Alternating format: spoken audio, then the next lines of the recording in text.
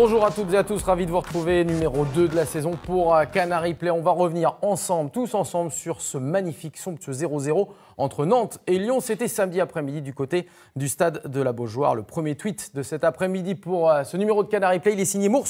C'est bon, la saison de Ligue 1 est enfin lancée grâce à... D'accord, eh ben, c'était un très très bon lancement pour faire le...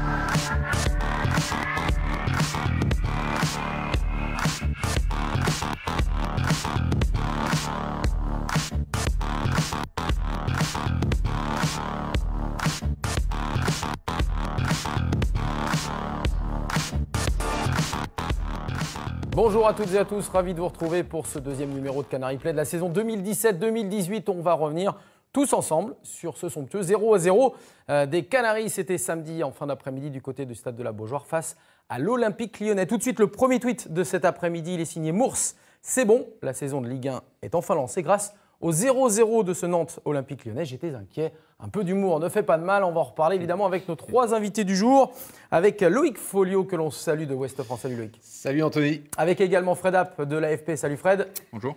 Et Alex Boidron, le supporter du FC Nantes. Salut Anthony. Un habitué des lieux évidemment de Canary Play. L'été s'est bien passé messieurs, tout va bien? Ouais, très bien. Bon, tout le monde a repris le boulot? Ah non, moi je pars en vacances. Ah, voilà. Il y a toujours des heureux évidemment. Allez, on va revenir sur ce Nantes-Lyon. D'abord, je voulais avoir le sentiment de tout un chacun, puisque c'est vrai que Eniota69 nous dit un supporter lyonnais rarement vu un match aussi pourri. Techniquement, c'était mauvais des deux côtés, Loïc. Techniquement, c'était mauvais des deux côtés, surtout côté nantais, il faut être honnête. Lyon, moi je l'ai dit, j'ai trouvé qu'ils avaient joué comme des sénateurs, avec énormément de suffisance. Ils étaient supérieurs techniquement, mais ils n'ont rien fait pour l'emporter à la Beaujoire, équipe très décevante. Fred, c'était miraculeux côté nantais d'obtenir un point? Oui, disons, c'est bien payé, on va dire. Ça compense peut-être le point qui aurait peut-être été mérité contre Marseille, on va dire. Donc, il y a une justice, ça s'équilibre sur le long terme.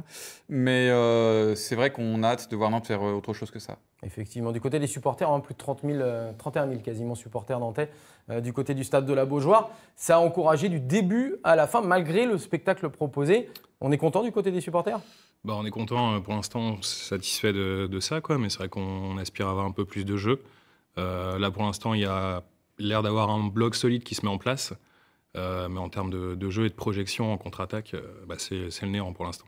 Pour l'instant, effectivement, et on reviendra évidemment au cours de cette émission sur le mercato qui va bientôt toucher à sa fin, suspense d'ici 48 heures. Alors, on va revenir également avec vous sur les réseaux sociaux. Je vous rappelle les deux hashtags Nantes, hashtag Canary Play pour tous vos tweets. C'est Lily 442 000 qui nous dit on a pris 6 buts quand même de moins que l'année dernière. Et oui, ça c'est un constat, c'est un chiffre. Mais l'année dernière, on se souvient du 6-0 concédé par les Canaries du côté du stade de la Beaujoire. Fabien Burgot qui nous dit également très très bon point. Solidité défensive, Baraka, on prend. Et déjà hâte de revoir El Ganassi qui est entré en jeu en toute fin de rencontre. Et bien on va regarder ce qui s'est passé parce qu'il ne s'est pas passé grand-chose du côté du stade de la Beaujoire, notamment du côté du FC Nantes. Mais on va voir la seule occasion, si on peut parler d'une occasion, pour les Canaries de Ranieri. C'était à la 81e minute. Regardez ce mouvement côté droit. C'est récupéré le long de la ligne de touche. C'est El Ganassi d'ailleurs qui va récupérer ce ballon, qui va crocheter intérieur. Petite passe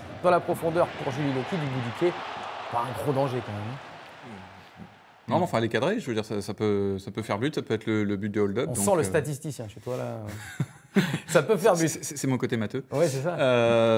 Bon, après, c'est vrai que c'est pas l'action et la combinaison du siècle, mais bon, si on marque là-dessus, c'est 3 points quand même. Hein. Il a fallu attendre 81 minutes quand même, Alex, pour voir une action nantaise. Ouais, surtout l'entrée de El Ghanassi, ça a l'air en tout cas d'être un bon joueur technique, un profil qu'on n'a pas forcément à Nantes. Donc à voir si ça se confirme, surtout en termes de physique, de présence physique. Mais pour en tout cas donner les balles dans les intervalles et autres, ça a l'air sympa. C'est le seul mouvement entre 3 joueurs, ça se termine par une frappe de rouge-gorge dans un angle fermé. J'aime c'est une occasionette, quoi. C'est une occasionette. Et on reverra, parce que tu as tort, à la 90e, il y a eu un très beau mouvement.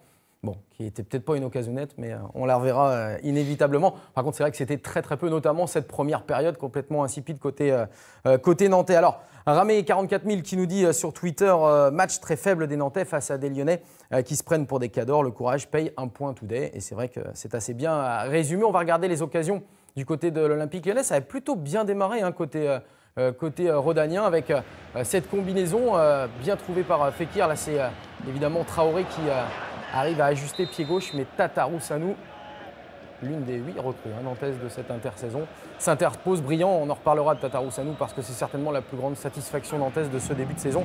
Et puis voilà, la plus grosse occasion de ce match. Le double poteau barre transversale, signé une nouvelle fois Traoré poteau d'abord et puis Fekir qui va reprendre du droit en force sur la barre transversale. Là, beaucoup de réussite inévitablement pour le FC Nantes et le portier nantais. C'était bien joué de la part des Lyonnais. Ouais, après, c'est peut-être que des individualités. On a un Traoré qui frappe tout seul, on a un Fekir qui va chercher la frappe en force. Pour l'instant, je pense qu'il manque à Lyon. Non, je pense qu'ils alignent beaucoup d'individualités, mais pour l'instant, il n'y a pas forcément de jeu, ce qui peut les pénaliser en début de saison. Pour les avoir vus à Rennes 2 ou 3 semaines auparavant, j'ai trouvé que c'était une équipe qui avait collectivement régressé à la Beaujoire. Dans ce début de saison, et inévitablement. Côté nantais, est-ce qu'il y a eu des... Alors on sait qu'il y a des absences, on sait qu'il y a des réajustements à faire, on va reparler aussi de la tactique de Ranieri, mais est-ce que globalement, on n'est pas non plus sur des montagnes russes depuis le début de saison côté nantais ? Je ne sais pas si on peut dire que c'est monté très haut, donc montagne russe, je trouverais ça un peu exagéré. Sur courant alternatif, je dirais. C'est vrai qu'on alterne le bien et le moins bien. Le problème, c'est que cette équipe est à la peine devant, quoi. Elle ne pèse pas vraiment sur son adversaire. Le but à 3, même si le match avait été solide aussi, plutôt bien maîtrisé, il ne vient pas non plus après une foultitude d'occasions. Donc, voilà. Et en plus, sans le super geste de Salah, parce qu'il n'a pas fait le but non plus. Donc, non, donc voilà. Donc c'est là qu'est le gros chantier à Nantes, de toute façon. Hein, mais d'avoir une base défensive et surtout le mental que les joueurs montrent, c'est intéressant. C'est intéressant, effectivement. Alors, on l'a dit, une première mi-temps plus que poussive. Après, il y a eu les entrées en jeu. On va en reparler de ces entrées en jeu à la pause effectuées par Ranieri. On va s'intéresser au tweet de Seb Piochol qui nous dit, bien, pour moi, les 3 plus top, c'est les 3 entrées. Et puis Tatarou Sanou, Diego Carlos, les moins. Touré, en fait, à son niveau. Iloki. Et puis Thomasson qui n'a pas réussi à réguler le jeu. Tu es assez d'accord là, Loïc? Je te vois. Oui, notamment sur Adrien Thomasson, qui est un joueur que j'apprécie, moi, qui avait été très bon, notamment la semaine précédente à 3, qui s'est noyé, j'ai trouvé, à la Beaujoire. Il avait du mal à trouver sa place dans le collectif nantais. Iloki, on en reparlera peut-être. Je ne comprends toujours pas pourquoi il est titularisé. Après, ce n'est que mon avis. Et puis, je ne suis pas d'accord non plus sur l'entrée de Najib Gandhi. Je pense qu'il peut apporter beaucoup plus. Et on ne peut pas continuer à exister en Ligue 1 si on défend aussi en marchant. Et pourtant, c'est vrai qu'il ne s'est pas caché, Thomasson, après le match. Il l'a dit, j'étais dans une position que j'affectionne en plus, côté gauche, mais bon, des déchets techniques inhabituels. Ça arrive aussi des matchs sans. Brian Hatting qui nous dit Thomasson horrible aujourd'hui, gros impact physique de Touré, quoi qu'on en dise, même si Abdoulaye Touré se fait tailler sur les réseaux sociaux, ainsi que Iloki. Patrice C6, belles entrées de Moutou Samy et de Gandhi. Tatarou Sanou, très rassurant dans ses buts, on en reparlera. Mais je voulais voir, puisqu'on parlait de jeu côté nantais, de jeu que l'on n'a pas beaucoup vu. Il y a eu donc cette occasion à la 81e. Regardez la 90e, c'est peut-être ce qu'on a pu ressortir de plus sympathique à regarder. C'est sur le côté gauche. C'est amené d'ailleurs par les jeunes du centre, même si Iloki est plus tout jeune, mais il a quand même été formé à Nantes. Iloki pour Kofi Djidji. On va se repasser la balle en triangle avec Najib Gandhi. Ça passe côté gauche, les Lyonnais un petit peu statiques. Et puis on va retrouver Djidji Kofi. Kofi Djidji à la frappe. La frappe est très très lointaine. Mais j'ai trouvé quand même que ce mouvement-là était intéressant. Alors, le problème, c'est qu'il n'y en a eu qu'un dans le match. Oui, c'est ce qu'il y avait beaucoup dans les 6 mois sous Conceição, ce genre de petits mouvements en triangle entre 3 et 4 joueurs qui allaient assez vite. Et effectivement, on ne le retrouve pas ou très peu sous Ranieri, donc en espérant que ça se reproduise. Mais effectivement, c'est le genre de mouvement qu'on aime bien voir, quoi. Alors, il y a eu aussi une séquence un petit peu limite. Ça s'est passé, beaucoup de choses se sont passées en fin de match finalement, avec ce penalty ou pas penalty. En tout cas, l'arbitre de la rencontre n'a rien sifflé. On va la regarder ensemble, cette action lyonnaise. C'était parti d'une faute d'ailleurs non sifflée sur El Ghanassi. Et puis c'est Touzard qui s'écroule au contact de Palois. Voilà, on voit Fekir qui hurle auprès de l'arbitre. Alors, faute ou pas faute? À vous de me dire ce que vous en pensez. Non, je pense qu'il est déjà déséquilibré après le crochet. Et après, il va se mettre dans les pieds de Palois. Il y a la petite poussette de Dubois, c'est vrai, mais à ce niveau-là, je pense qu'on est capable de résister à ce genre d'impact. Donc, ça n'aurait pas été choquant que ce soit sifflé, parce que je pense que Palois est quand même en retard et pas dans le rythme, et donc son intervention est fautive, mais Touzard a déjà perdu le ballon. Donc, pour moi, c'est pas Palois qui interrompt l'action, elle est déjà interrompue avant. Plus de Lacazette, plus de pénalty pour Lyon, c'est terminé. On sait tout l'amour qu'il faut le porter pour les Lyonnais. Donc, non, mais c'est un refrain qu'on a suffisamment entendu. Pour moi, objectivement, il n'y a pas pénalty. D'ailleurs, Jean-Michel Aulas, le président de l'Olympique Lyonnais, on ne l'a pas entendu sur... Il pense qu'il y a pénalty. Il pense qu'il y a pénalty, mais... Il pense toujours qu'il y a pénalty. Ah bah de toute façon, oui, pour son équipe, ça c'est une évidence. Mais on ne l'a pas entendu, on va dire, crier sur tous les toits qu'il y avait une erreur d'arbitrage grossière. Je pense qu'il a plus été fâché de la prestation de ses joueurs que du pénalty qui n'a pas été sifflé. Et notamment ceux qui revendiquent du temps de jeu, comme Ferry et Cornet. C'est ce qu'il a dit. C'est ce qu'il a dit, contrairement à Bruno Genesio, qui lui a trouvé son équipe plutôt correcte. Alors, Thomasson, pas bon en deuxième mi-temps, mais un des meilleurs en première. Il aurait dû sortir à l'heure de jeu. Ranieri, aussi fautif que lui. C'est le Canari déchaîné qui nous dit ça en direct sur Twitter. Pour en revenir à Thomasson, on était tous plus ou moins d'accord, et lui de même, qu'il n'avait pas été à son meilleur. Donc on va surtout essayer de lui dire de bien se reposer et de revenir en grande forme après la trêve internationale. On va parler, messieurs, parce que je voudrais avoir votre sentiment sur ce début de saison de l'homme fort du FC Nantes. Et la raison, elle est là, c'est que c'est le deuxième clean sheet aussi du côté des Canaries. C'est Tataru Sanu, le gardien international roumain, qui est parti avec sa sélection dans cette trêve internationale. 3 matchs, un but encaissé contre Marseille. On ne peut pas dire qu'il soit véritablement fautif. Et surtout, il dégage une assurance à la fois au sol, mais également dans les airs. Loïc. Oui, alors dans les airs, c'est pas une surprise. Il culmine à 1,96 ou 97 et il va accueillir absolument tous les ballons. Méfiance sur ses prises de balles. J'ai le sentiment que parfois il a tendance à relâcher un petit peu quelques frappes. Et moi, ce qui me surprend, c'est sa vitesse au sol. On l'a vu notamment contre Marseille, où il est allé chercher 1 ou 2 fois des ballons à ras de terre, le temps que le grand Échalas se déploie. Et ça va relativement vite finalement. Il rassure tout le monde. Kofi Djidji l'a dit d'ailleurs, on a un gardien qui va chercher des ballons, ça nous rassure. Du côté des supporters, on est heureux. C'est vrai qu'il y avait, depuis quelques mois, Rémi Rioux était peut-être moins solide. On n'avait pas véritablement de gardien numéro 1. Ça rassure les supporters?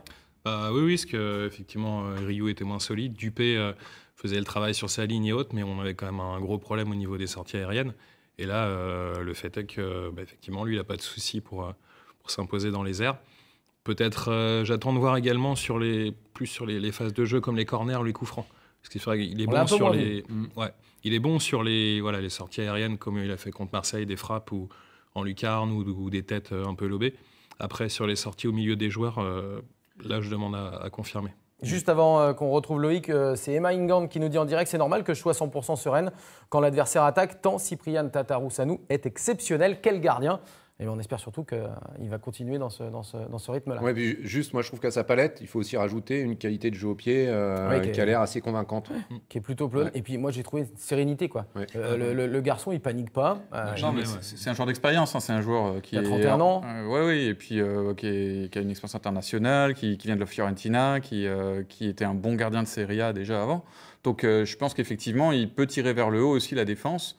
Je ne sais pas s'il parle déjà français ou comment il communique avec ses... Il parle anglais. Ouais. Donc, mais je pense qu'il peut aussi être un relais de Ranieri sur le terrain, si c'est son caractère. Hein. Je ne sais pas s'il est très extraverti, mais il peut faire du bien à la défense aussi, oui. En tout cas, on l'a vu énormément parler, et notamment après la fin du match avec ses défenseurs, et notamment un certain Nicolas Pallois, qui est l'autre recrue aussi de ce FC Nantes, titulaire dans cette défense nantaise. Alors, Nicolas Pallois, c'est vrai qu'il y a beaucoup d'interrogations à son sujet. Nous, on l'a trouvé du côté de Canal Replay un petit peu côté Mr. Hyde, hein, Dr. Jekyll et Mr. Hyde, un peu bon et puis pas extraordinaire. On va regarder ensemble d'ailleurs 2 actions qui symbolisent un petit peu le match de Nicolas Pallois, qui a été très très bon sur cette défense avec son pied gauche. On l'avait déjà vu à Bordeaux lorsqu'il évoluait sous les couleurs des Girondins. Ce type de défense de Pallois, aérienne, un petit peu avec son pied gauche pour dégager. Donc ça, c'est plutôt un beau geste défensif. Et puis 92e minute, ce qui aurait pu coûter très très cher au FC Nantes. Regardez la mauvaise relance qui va profiter aux Lyonnais. Et là, il y a un contre à 2 contre 2 quasiment. Et heureusement que Diego Carlos est là pour endiguer la tentative de Fekir. Alors Nicolas Pallois, autant Tatarusanu, on va dire, on s'est fait une idée sur les 4 premiers matchs, les 3 puisqu'il n'a pas joué le premier. Nicolas Pallois, bonne pioche ou pas ? Moi, je n'étais pas convaincu au départ de, disons, sa complémentarité avec les défenseurs centraux figurant déjà dans l'effectif, mis à part effectivement qu'il est gaucher, ce qui manquait à la palette nantaise. Non, il n'est pas rassurant et je pense que c'est un vrai problème à ce poste-là. Maintenant, je pense qu'il a un statut quasiment d'indéboulonnable, surtout si l'évolution tactique de Nantes les pousse vers un schéma à 3 défenseurs centraux, ce qui semble être la tendance. Auquel cas, je ne vois pas comment on pourra se passer de lui. Faut espérer que c'est juste des problèmes de réglage avec les coéquipiers d'automatisme. Peut-être que ça va venir, mais c'est vrai que pour l'instant, on va être réservé sur le sujet. Oui. Alors, Info FC Nantes qui nous dit en direct, dommage que Walongwa quitte le FCN. Je le trouve plus rassurant que Pallois. Walongwa qui a annoncé du côté peut-être du Havre en prêt. Ça n'est pas sûr, mais c'est notre confrère Grégory Julien qui l'a annoncé sur les réseaux sociaux. Il y a quelques minutes, Loïc, tu voulais en rajouter quelque chose sur je trouve Pallois ? que le recrutement de Nicolas Pallois, il pose quand même question parce qu'on est capable de dépenser 1 million à 2 millions d'euros, je crois, 1,5 million à peu près. 1,5 million pour recruter. Ça veut dire qu'on n'a pas aussi fort au centre de formation. Et moi, ça m'interpelle sur ce qu'on forme aujourd'hui à Nantes. Il doit y avoir un défenseur équivalent en termes de qualité à Nicolas Pallois. Surtout qu'on a fait signer 8 jeunes professionnels, dont un défenseur central. Nicolas Pallois, ça parle du côté de la Tribune Loire ? C'est vrai que le match de Lille était vraiment pas rassurant. Après, là, contre Lyon, ça a plutôt été correct, malgré quelques petites... soit faute de passe ou un peu trop d'un joueur un peu trop rugueux. Mais à voir après, effectivement, est-ce qu'on a vraiment une alternative ? Je ne suis pas sûr, donc faut faire avec. Allez, on fera une spéciale évidemment recrue FC Nantes. Ce sera mardi prochain dans Canal Replay.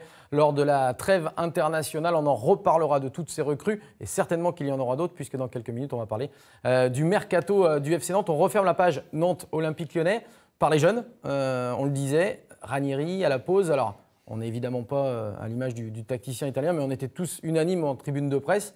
Il fallait sortir Girotto parce qu'il était à 2 doigts de prendre un carton rouge. Il fallait sortir aussi la dernière recrue, en l'occurrence le Malien Koulibaly devant, qui avait été totalement invisible. Alors, on a vu l'entrée en jeu de ces 2 garçons. On va les voir, on va pouvoir en discuter notamment de Moutou Samy, qui a été formé à Lyon, on le voit sur ces images. Moutou Samy, formé, qui a joué arrière-gauche au FC Nantes, qui a joué dans l'entrejeu, dans le côté. Comment tu l'as trouvé, Loïc ? Moi, j'ai trouvé qu'il était sur la lignée de sa production, de sa rentrée contre l'Olympique de Marseille.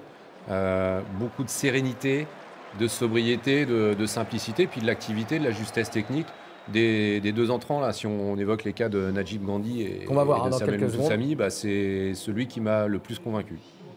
Déjà contre Marseille, en plus dans un contexte pas facile parce qu'il n'était pas prévu qu'il rentre si tôt, dans un match compliqué, il avait été vraiment sans complexe, très à l'aise tout de suite. Le petit défaut qu'on peut peut-être lui trouver, c'est qu'il est peut-être pas assez rapide. Il manque un peu de vitesse et d'agilité aussi. Mais bon, après, il est effectivement très actif. Il a un volume de jeu intéressant. Et il est propre, il fait des choses simples. Donc, c'est intéressant. On l'a vu beaucoup couper les trajectoires de balles, notamment. C'est quelqu'un qui est assez à l'aise dans l'intuition. On a aussi la sensation, il sent le foot. Ouais, puis du fait de son activité, du coup, il va trouver les ballons, soit il va se mettre en disponibilité. Et pour ses partenaires, je pense que c'est très intéressant. Et vraiment, en remplacement, pour moi, il est très bon, et voire même potentiel titulaire. Un mot sur Gandhi, on a vu, Loïc l'a dit, lui, il était un petit peu en dessous. Il peut mieux faire, et je suis assez d'accord avec Loïc Folio, même si Najib Gandhi a été plutôt bon dans les récupérations de ballons, sur les replis défensifs. Moi, je l'ai trouvé un petit peu tendre. Ça fait 7 ans qu'il est dans les équipes de jeunes. Najib Gandhi, il a déjà 23 ans. Est-ce qu'il va enfin pouvoir percer ? C'est compliqué parce que c'est vrai qu'on voit que des joueurs comme Touré, qui font partie de sa génération, eux, font déjà partie je ne vais pas dire des cadres, mais presque quand même de l'équipe.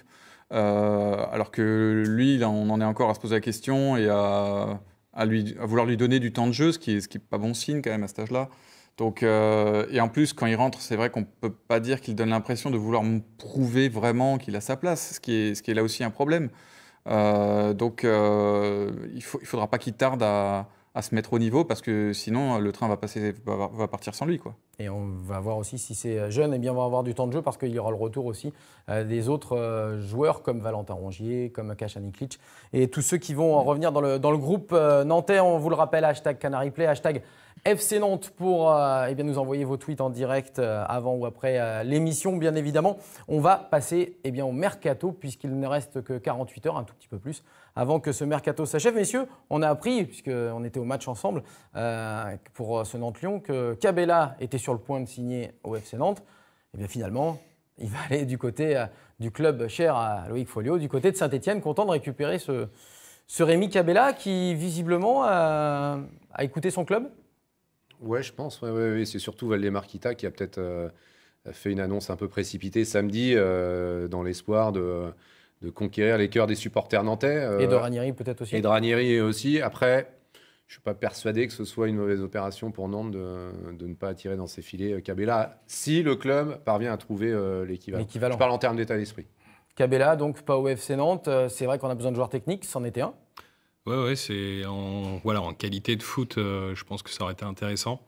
Après, effectivement, en termes d'état d'esprit, dans le vestiaire, pas sûr que ce soit une grande plus-value. C'est un joueur qui est en situation d'échec depuis 4 ans. Hein. Très clairement, depuis le titre de Montpellier, il n'a rien prouvé ni à Newcastle ni à l'OM.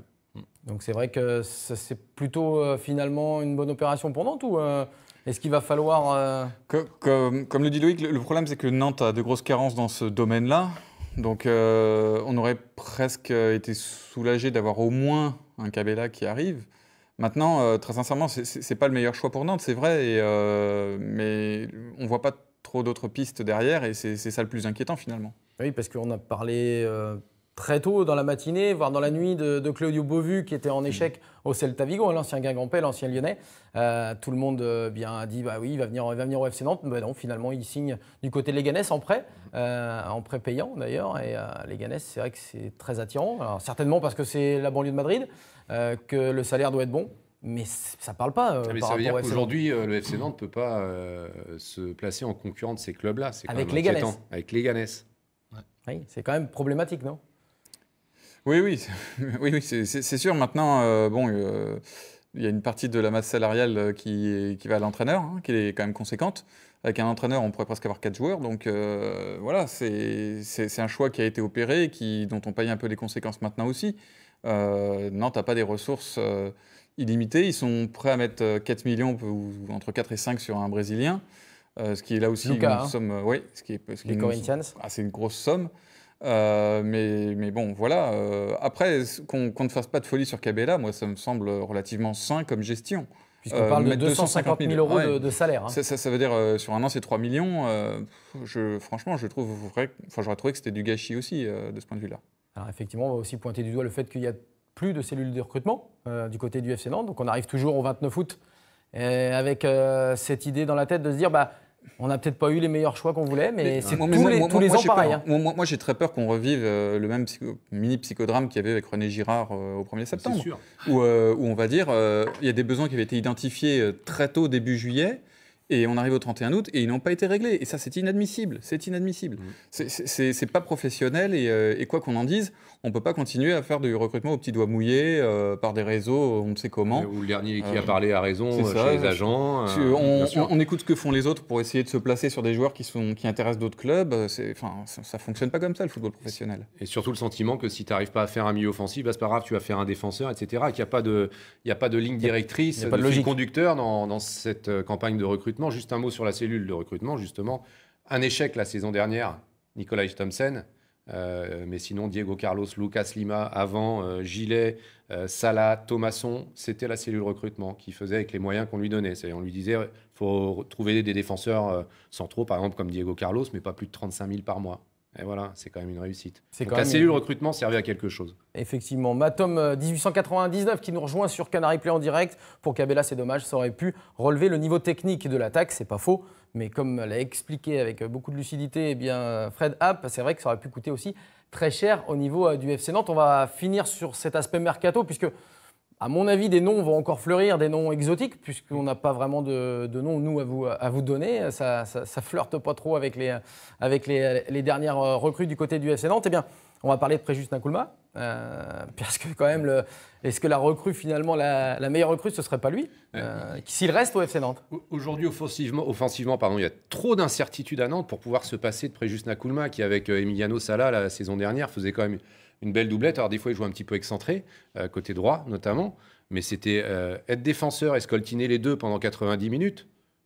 Chapeau, quoi. Et Nkoulma, on est obligé. Enfin, je ne comprends pas aujourd'hui qu'il soit sur le banc au détriment de Julie Loki, par exemple.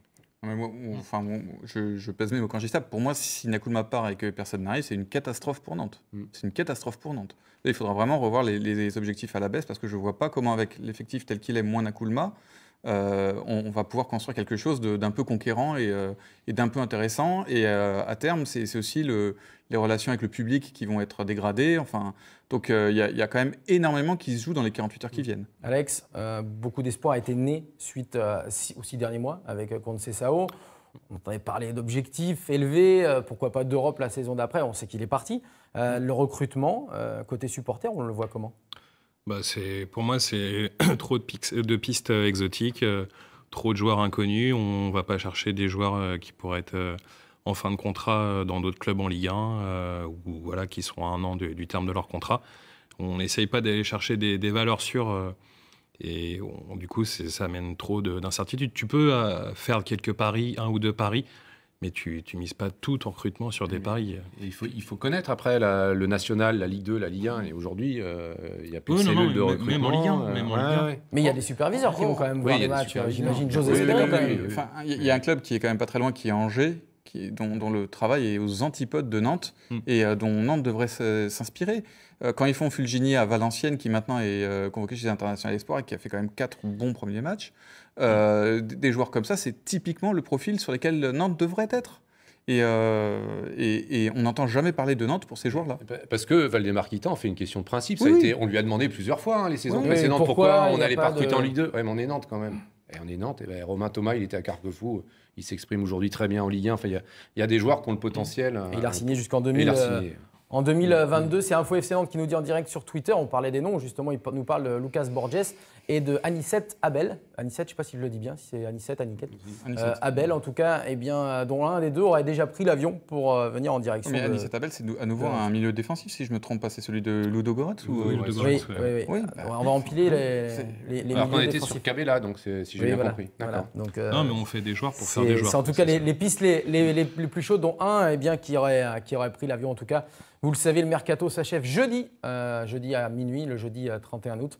Et puis derrière, on aura effectivement le recrutement clos du côté du FC Nantes. On va voir ensemble le programme des matchs du FC Nantes pour le mois de septembre. On le sait qu'il y a une trêve internationale, ce qui aura lieu donc à partir de ce week-end. Ils sont 4 Nantais à être partis avec leur sélection nationale. On l'a dit, Tatarou Sanou.